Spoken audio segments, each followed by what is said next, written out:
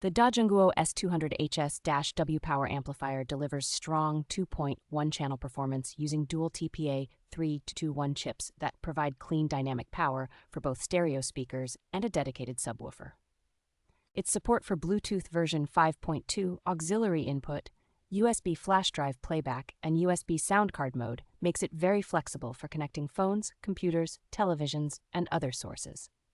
The board accepts a wide direct current voltage range and uses a substantial heatsink, so it runs efficiently and stays stable even during extended high-volume listening sessions. A thoughtful do-it-yourself front panel and included auxiliary extension cable make it much easier to integrate this amplifier into custom speaker builds or compact enclosures.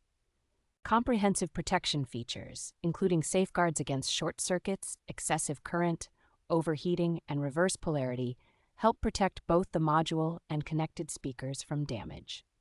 Overall build quality from DAJUNGUO feels solid for a compact module, making the S200HS-W a confident choice for budget-friendly home audio or do-it-yourself projects.